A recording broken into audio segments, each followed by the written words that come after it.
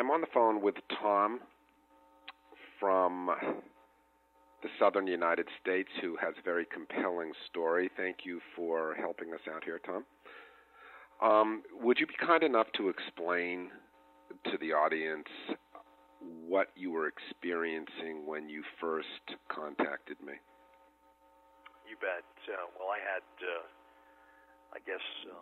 what you'd call a severe fear of public speaking, and being a senior executive in my field, it was starting to manifest itself in ways that were potentially going to really affect my job. And when people think about public speaking, they think about getting up in front of 50, 100, or 200 people, but I was in a position where it was starting to affect me severely in meetings of 10 or 15 people sitting around the conference table, and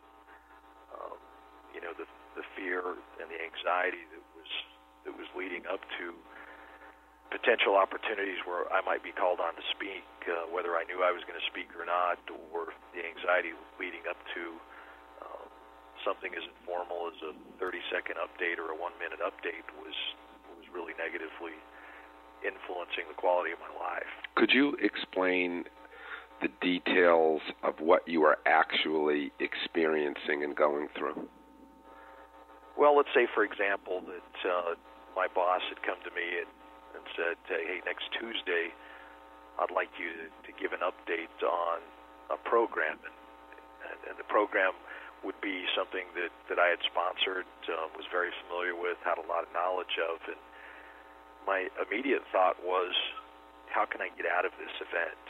And looking for ways immediately with my boss to try and find conflicts either in my schedule, or maybe somebody else should do it, or these would be things that I would be very good at talking about, but would spend a great deal of energy trying to get out of. And obviously I wasn't very successful getting out of those events, and so for the next 2 weeks, probably no day went by that I didn't think about it and obsess about the fact that I was going to have to perform and provide an update. During your experience with anxiety, were you feeling any physical symptoms? Absolutely.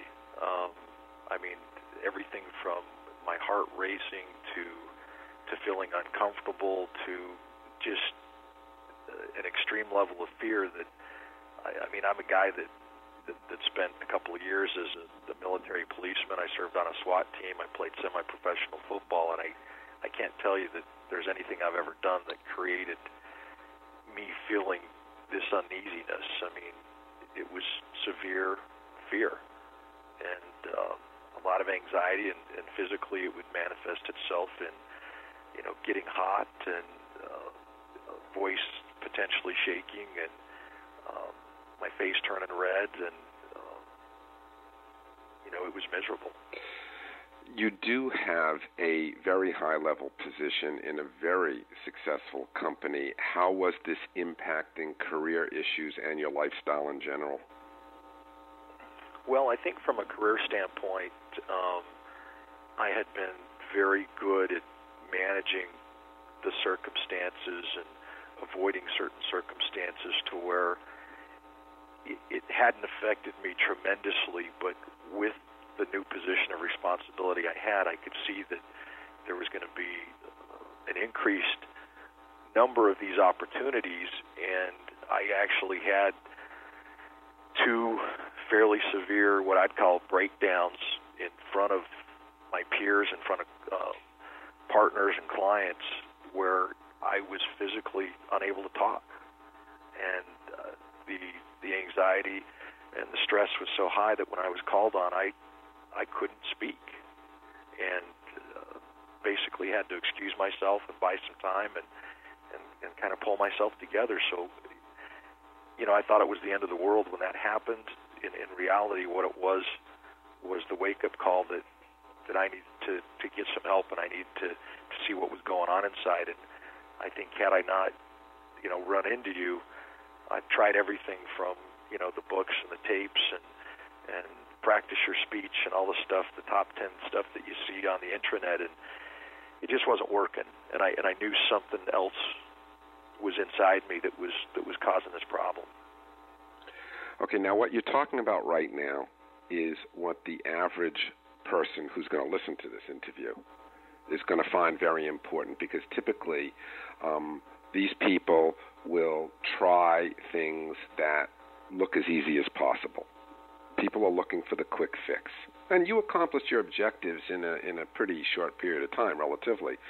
But can you explain what that, without getting into specific details for yourself, I mean, we all respect confidentiality here, but can you give the listeners some kind of understanding of the deeper kind of work that you had to do to remedy your situation? Yeah, you bet. I mean,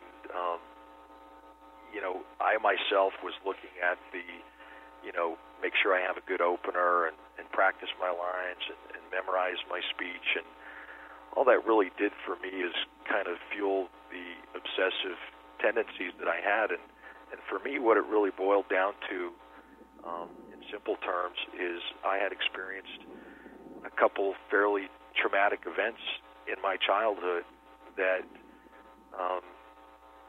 manifested themselves in me having a real negative reaction to adrenaline.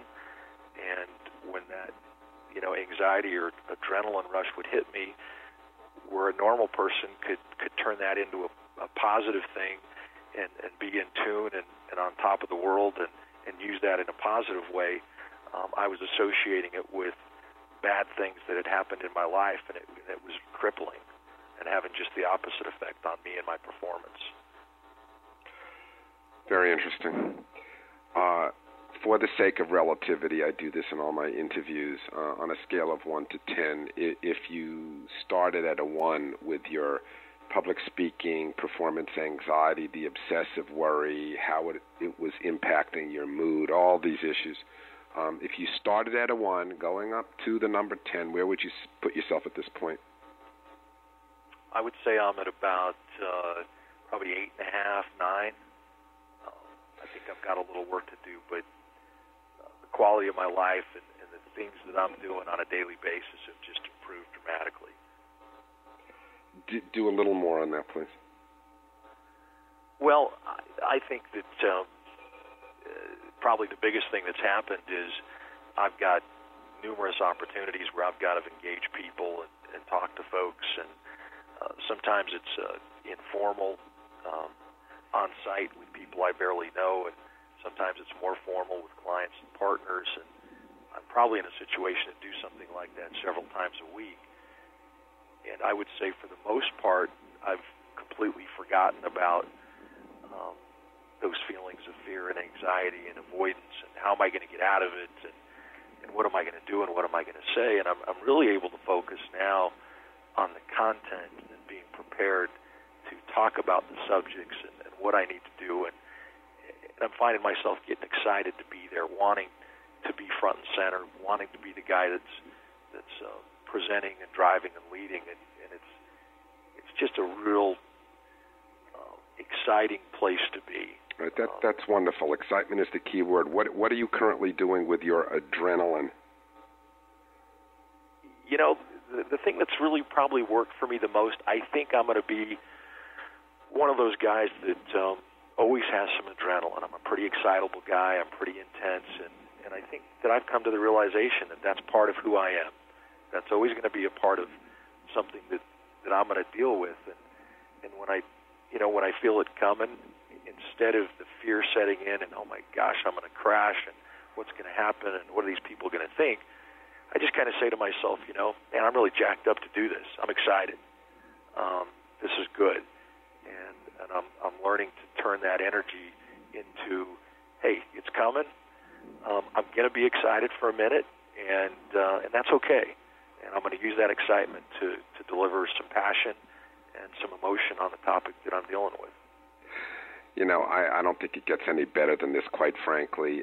30 seconds more. Is there anything else, anything along the way of advice that you would give to someone who suffered from what you did? I think it's imperative that you get with somebody that can understand the root and the severity of your problem, because if you have a fear of public speaking, more than likely it doesn't have anything to do with your ability to talk. It doesn't have anything to do with how much you practice or prepare, or the things that you commonly see on the internet or in books, because those are things designed to help you be a better speaker. They're not things designed to help you overcome your fear of speaking. And I wish I would have done this 30 years ago. I'm so grateful that I found the place that I could go to and really find the problem, and the quality of my life has been a lot better. Tom, thank you very much for sharing.